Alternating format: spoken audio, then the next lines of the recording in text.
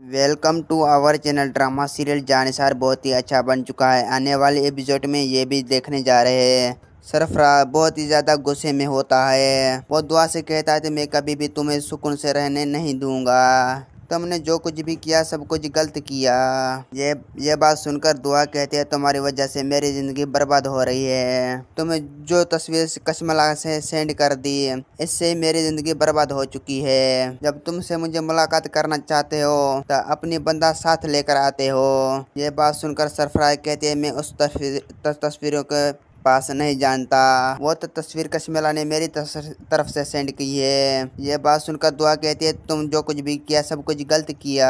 सरफराज आखिरकार दुआ से कहती है मैं भी चलाता हूँ तुम्हारे घर बर्बाद हो। मैं कभी भी नहीं चाहता था तुम हमेशा हमेशा के लिए नौशरवान से खुश रहो, क्योंकि जो मैं भी तुम्हें नौशरवान सी ज़िंदगी से निकालना चाहता हूँ। ये बात सुनकर दुआ बहुत ही ज़्यादा परेशान होती है। दुआ कहती है तो नौशरवान इतनी बुलदिल नहीं जो वो मुझे छोड़ देगा। तुमने तो मुझे भी डाला था, उसने करोड़ा लगा कर मुझे खरीदा। ऐसे मुझे वो कैसे ज़िंदगी से निकाल सकता। मेरा वीडियो आप लोग की अच्छी लगी तो वीडियो की लाइक और चैनल को सब्सक्राइब लामी का